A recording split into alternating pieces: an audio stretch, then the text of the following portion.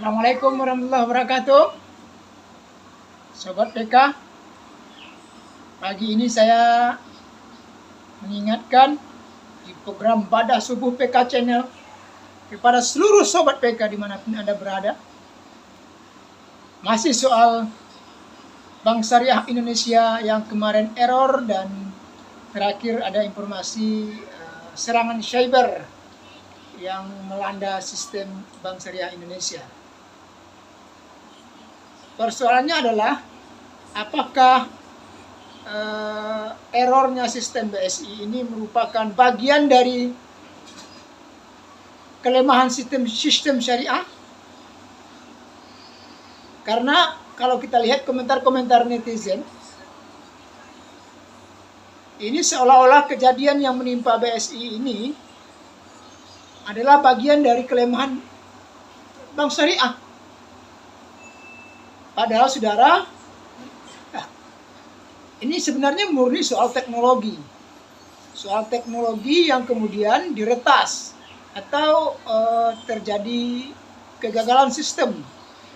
Nah, ini kegagalan sistem ini bisa dua hal ya, karena pertama karena memang kelemahan internal, baik itu mungkin sistemnya yang memang banyak potensi rusaknya, atau memang ada persoalan-persoalan di internal, mungkin human error, ataupun ada serangan-serangan yang disengaja ataupun tidak disengaja. Jadi ini persoalan teknologi, soal sistem, bukan soal kesyariahan. Kalau soal kesyariahan itu kan menyangkut dengan akad, menyangkut dengan jenis produk keuangan gitu ya, baik pembiayaan maupun tabungan. Nah, itu kan baru berkaitan dengan kesyariahan, kehalalan dan sebagainya. Tapi kalau soal sistem ini, ya ini hanya soal teknologi aja sebenarnya, dan soal manajemen. Nah, kelemahan BSI di sini adalah pertama, kalau kita lihat manajemen resikonya yang kurang cepat tanggap, kurang cepat bisa diatasi, sehingga terjadi berhari-hari ya, bahkan sampai hari ini itu kalau kita lihat komentar-komentar netizen katakanlah di Twitternya BSI, itu mobile banking BSI itu masih banyak yang bermasalah ya, misalnya top up nggak bisa, kemudian beberapa marketplace itu mematikan fitur pembayaran dengan menggunakan Bank Syariah Indonesia dan sebagainya. Jadi ini soal sistem, soal teknologi BSI yang kemudian manajemen risikonya kurang cepat, dan manajemen krisisnya juga yaitu tadi nggak rapi, terkesan lambat mengatasinya. Kita nggak tahu apakah memang sesulit ini kalau terjadi misalnya di bank yang lain gitu ya, apakah memang harus seperti ini berlarut-larutnya gitu. Nah, kita tentu berharap kepada manajemen BSI persoalan seperti ini harus diatasi dengan cepat, karena ini menyangkut kepercayaan nasabah ya. Padahal sebenarnya ini kan soal sistem, bukan soal kesyariahan, tapi nasabah itu nggak paham, dia nggak mau tahu. Ini yang penting ini adalah Bank Syariah Indonesia yang kemudian sistemnya gagal, error. Nah, nasabah atau netizen beranggapan ini bagian dari kelemahan Bank Syariah. Padahal masalah teknologi, masalah sistem ini kan bisa terjadi di mana saja. Bisa di Bank Mandiri, bisa di Bank BCA, bisa di BNI, bisa di Bukopin, bisa di BTN, bisa di mana-mana saja. Semua sistem perbankan bisa terjadi. Nah, di perusahaan-perusahaan swasta lainnya, perusahaan instansi pemerintah juga bisa terjadi. Ya. Bahkan sistem istana pun bisa diserang kalau memang hacker itu mau menyerang gitu ya. Jadi tidak ada kaitannya sebenarnya dengan kesyariahan ya. Dengan sistem ekonomi Islam itu nggak ada kaitannya ini soal kegagalan sistem ini. Kalau Anda mau mempersoalkan tentang kesyariahan, maka Anda kaji itu produk-produk yang ditawarkan oleh Bank Syariah Indonesia itu, apakah itu sudah sesuai dengan kaidah-kaidah fikih muamalat atau belum, akadnya apakah benar atau belum, kemudian apakah misalnya kalau kita meminjam pembiayaan di Bank Syariah Indonesia, apakah ini sudah berkeadilan atau belum gitu. Ini kan bisa dinilai, ya. Misalnya apakah marginnya kalau di bank umum kan namanya bunganya terlalu besar atau wajar gitu. Kemudian apakah kalau terjadi keterlambatan apakah ada denda atau tidak. Kemudian misalnya kalau terjadi gagal bayar atau Anda nggak sanggup melunasi pembiayaan misalnya, apakah harta Anda disita dan penyitaannya kemudian misalnya harga barang sitaan itu ditentukan seenaknya oleh bank. Selama ini kan terjadi seperti itu atau seperti apa. Itu kalau itu yang dikaji baru menyangkut dengan sistem kesyariahan. Tapi kalau soal IT-nya yang jebol, itu ya murni soal teknologi aja, soal sistem aja. Itu kan bisa terjadi di mana-mana saja. Tetapi memang karena ini adalah terjadi di Bank Syariah Indonesia, maka menjadi wajar kalau kemudian orang mengait-ngaitkannya dengan sistem kesyariahan, ya, sistem ekonomi syariah. Jadi ini ujian berat bagi Bank Syariah Indonesia, bahkan bagi perbankan Islam, perbankan syariah, dan lebih jauh lagi terhadap sistem ekonomi Islam itu sendiri. Orang kemudian menjadi mempertanyakan, kenapa sih ketika kita menerapkan sistem perbankan syariah atau perbankan Islam, seolah-olah terkesan resikonya itu terlalu tinggi, gitu. Gampang diretas dan sebagainya. Padahal retasan itu kan bisa aja terjadi di mana aja. Nah, karena itu kita tentu menyesalkan terhadap manajemen BSI yang terhitung lambat sebenarnya memberikan keyakinan pada konsumen, pada nasabah bahwa ini aman. Nyatanya kan sampai hari ini sudah hampir 2 minggu ya, belum begitu pulih dengan sempurna. Nah, Sobat PK, kita tentu mendoakan semoga BSI ini betul-betul sembuh sempurna, ya, sistemnya rapi kembali, tidak ada kelemahan dan bisa digunakan untuk semua jenis transaksi. Ya, sekali lagi saya mengingatkan secara pribadi kepada seluruh nasabah BSI dan juga bank syariah yang lain bahwa sistem teknologi ini, sistem istilahnya core banking system atau apa namanya itu, ini sebenarnya murni soal teknologi, soal IT aja, ya. Dan IT itu kan bisa dipakai di mana-mana saja, ya. Nah, kita dengar Bank Syariah Indonesia ini kan sistem IT yang dipakai itu kan yang dulu dipakai oleh Bank Syariah Mandiri. Kan ada 3 bank dulu, Bank Syariah Mandiri, Bank BNI Syariah, dan BRI Syariah. Kita dengar yang dipakai di BSI sekarang kan adalah yang Bank Syariah Mandiri dulu, mungkin diperbaiki, ditingkatkan kapasitasnya dan sebagainya. Ada juga netizen yang komentar, kenapa nggak pakai yang punya BNI Syariah? BNI Syariah itu lebih bagus, misalnya gitu ya. Ya ini juga hal-hal seperti ini ya perlu dijelaskan oleh BSI. Ya saya dulu misalnya pernah memakai BSM juga pernah, BNI Syariah pernah, Bank BRI Syariah juga pernah gitu ya.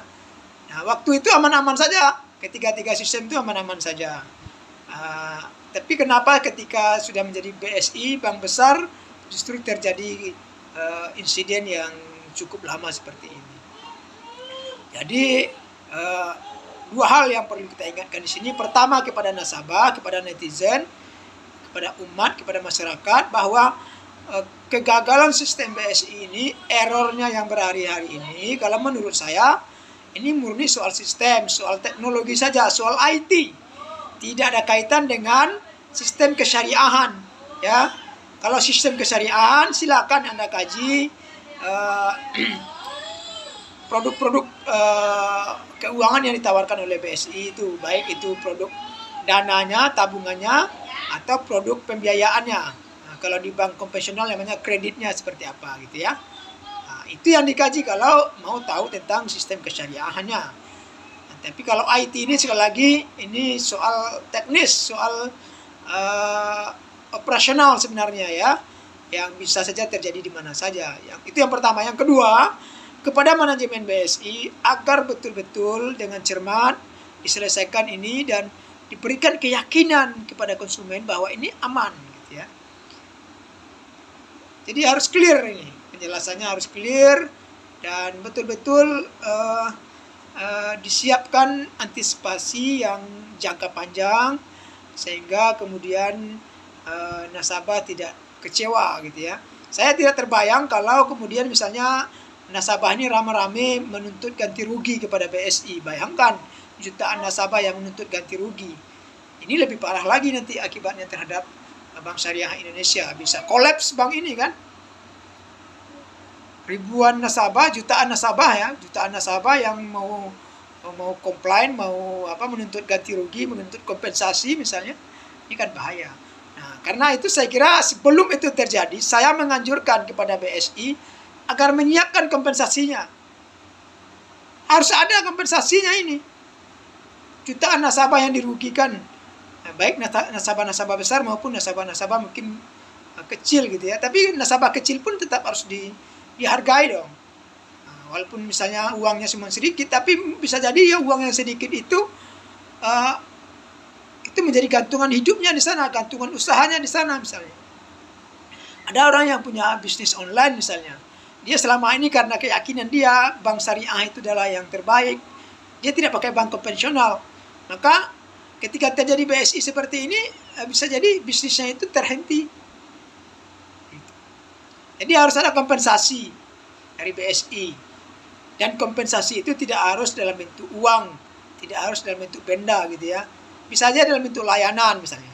Nah, saya kasih contoh misalnya kompensasinya, ini BSI kan ada sekitar 10 hari trouble, gitu ya.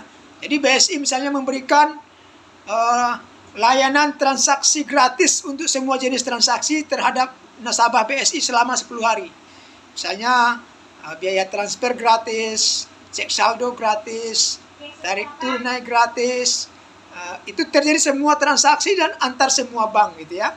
Selama ini kan kalau misalnya kita transaksi antar bank yang berbeda, itu kan kena biaya. Nah, berani nggak BSI berikan kompensasi seperti itu? 10 hari gratis transaksi untuk semua layanan. Semua layanan baik di mobile banking, di internet banking, di ATM, termasuk di teller. Ya. Nah, itu usul saya ya. Jadi jangan main-main, harus ada kompensasi dong. Karena kan nasabah sudah mempercayakan uangnya kepada BSI. Nah, ketika terjadi kerugian bagi nasabah, wajar kalau kemudian BSI memberikan kompensasi itu, ganti rugi, yang kemudian membuat nasabah merasa bahwa BSI ini bertanggung jawab, gitu. Ada moralnya, ada moral integritinya, gitu. Ya, saya berharap sekali kepada manajemen BSI, baik itu direksi, kemudian para komisaris yang kebanyakan jabatannya itu didapat secara politis, gitu ya. Kemudian Dewan Syariah, apalagi tanggung jawab moral itu ada di pundak Anda. Anda membawa label bank syariah, label syariah, label Islami, gitu ya. Ini dipertanggungjawabkan kepada umat. Jadi jangan main-main. Agar kemudian umat masyarakat ini tidak mengeneralisir seolah kegagalan sistem BSI ini bagian dari masalah sistem ekonomi Islam, bagian dari masalah perbankan syariah, masalah ekonomi syariah. No. Tapi kan konsumen tuh nggak peduli. Yang jelas saya dirugikan oleh Bank Syariah Indonesia namanya. Dan ini tidak pernah terjadi di bank konvensional yang lama seperti ini, gitu. Jadi orang nanti jadi membandingkan bank syariah ini sama aja, bahkan lebih parah daripada bank konvensional. Nah, karena itu harus dijawab. Salah satunya melalui kompensasi tadi. Ya, kompensasinya menjadi harus yang wajar lah, gitu ya, yang sebanding dengan kerugian yang diderita nasabah. Sekali lagi saya ingatkan, kalau nasabah protes menuntut ganti rugi kepada BSI rame-rame, saya kira bisa kolaps ini BSI ya. Jangan sampai terjadi lah, jangan sampai terjadi. Kita berharap BSI ini cepat betul-betul sembuh, cepat betul-betul pulih total, dan nasabah bisa ditenangkan dan dipuaskan dengan adanya kompensasi dan tanggung jawab moral dari para direksi BSI, para manajemen BSI. Saya kira demikian. Terima kasih Sobat PK, dan kita tetap percaya kepada sistem ekonomi Islam, sistem syariah, dan tetap percaya juga tentunya kepada Bank Syariah Indonesia, bank kebanggaan kita. Terima kasih sobat semua. Selamat beraktivitas di pagi yang cerah ini, di Jumat yang cerah ini. Semoga sukses dan lancar semuanya. Tetap percaya pada sistem ekonomi Islam, sistem syariah, dan insya Allah akan terus berbenah, dan kita yakin sebagai umat beragama, sebagai umat Islam, sistem syariah lah yang terbaik, ya, karena itulah ajaran agama kita. Masa kita nggak percaya? Ya nggak. Terima kasih. Assalamualaikum warahmatullahi wabarakatuh.